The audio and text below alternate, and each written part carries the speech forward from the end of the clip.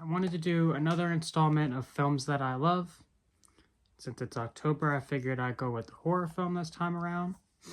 So I decided on the 2001 Kiyoshi Kurosawa film Pulse, not to be confused with its American remake or any of those sequels. This is probably my favorite Kiyoshi Kurosawa film that I've seen, which might surprise a lot of people, considering most people would probably go with Cure. Although for me, this is personally my favorite.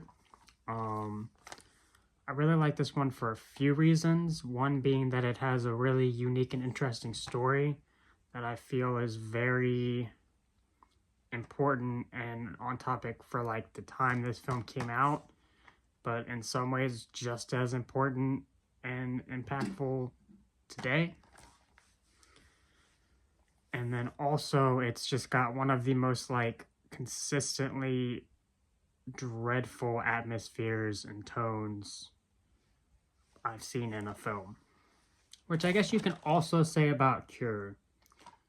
So I don't know which one you think really does that atmosphere better, but yeah.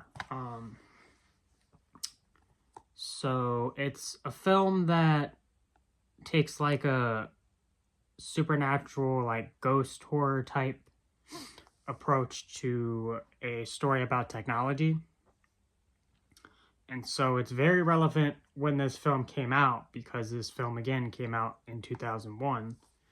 And so a lot of the themes it's trying to talk about are really new at the time. And why that allows it to still be relevant and kind of important today is that it was really sort of trying to commentate on what it, Kiyoshi Kurosawa was really trying to commentate on like what he thought the rise in technology and some of the new things happening could mean for the future. And so the thing is, he kind of nailed it, to be honest. And so that's why I feel like this film is very relevant to both the time it came out and to current day. And it's basically him trying to use this story of like ghosts and stuff to commentate on how the interconnectedness we were creating with the internet and social media could sort of lead to an even greater sense of, what's the word I'm looking for? Let's see, what does this case say? Blanking on the word I want to use. Oh, there we go. It could lead to an even greater sense of isolation when that's like stripped away.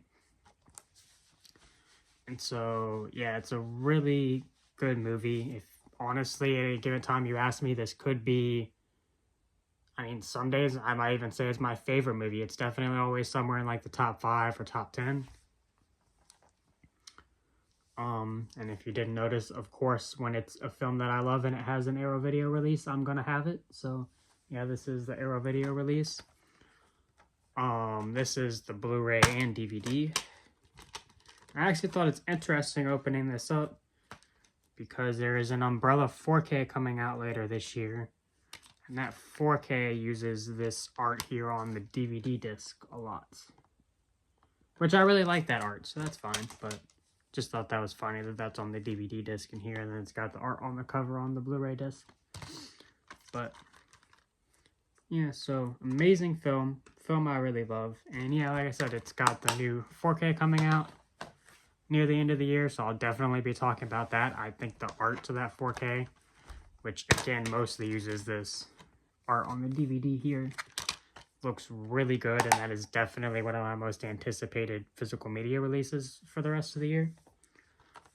So Umbrella's putting that out in the US, but that means there's potential that maybe Arrow Video will pick it up for UK distribution.